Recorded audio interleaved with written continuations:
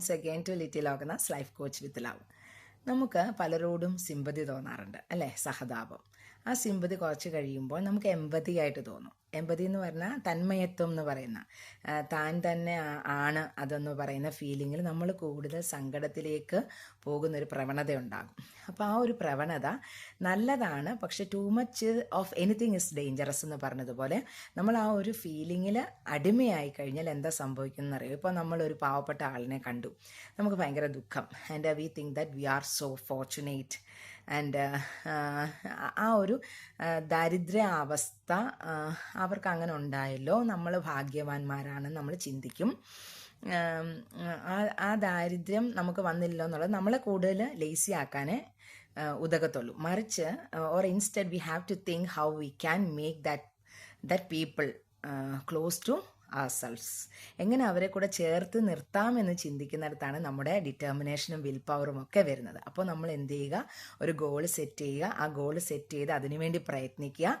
അതിൽ നിന്നുമുള്ള ഇൻകം അല്ലേ, അതിൽ നിന്നുമുള്ള ഇക്കണോമി എന്ന് പറയുന്നത് ഉയർന്നു കഴിയുമ്പോൾ R personal growth is possible. Our family will be changing, again our society, and we can make those people close to us and we can contribute. നമുക്കൊരു 1000 rupees കിട്ടിക്കഴിഞ്ഞാൽ 200 നമുക്ക് കൊടുക്കാം. Otherwise sympathy it is not needed by any. അതുകൊണ്ട് ഒരു പ്രയോജനവുമില്ല. അതുകൊണ്ട് കൂടുതൽ sympathise ചെയ്യുമ്പോൾ നമ്മളും എന്തിലേക്ക് പോകും, സ്കേഴ്സിറ്റിയിലേക്ക് പോകും, ഇല്ലായ്മയിലേക്ക് പോകും. Otherwise think about abundance. Abundance എന്ന് പറഞ്ഞാൽ ധാരാളിത്തമായിട്ട് ചിന്തിക്കുക. ധാരാളിത്തത്തിൽ എന്ത് വരണം, ഒരാളിനെ പറ്റിയിട്ടുള്ള സിമ്പതിയോ എമ്പതിയോ അല്ല, നമുക്ക് അവരെ കൂടെ നിർത്താൻ നമ്മൾ അബണ്ടൻസിലേക്ക് പോവുക എന്നുള്ളൊരു ഒരു പ്രിൻസിപ്പിളിലേക്ക്, ഒരു ഐഡിയോളജിയിലേക്ക് വരുമ്പോൾ നമുക്ക് അവരെ കൂടുതൽ ചേർത്ത് നിർത്താൻ കഴിയും.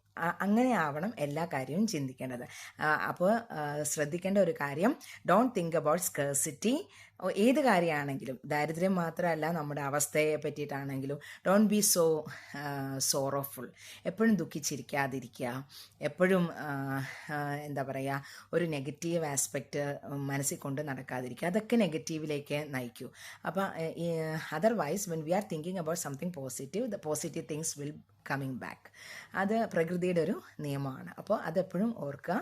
Think about the abundance. Thank you so much.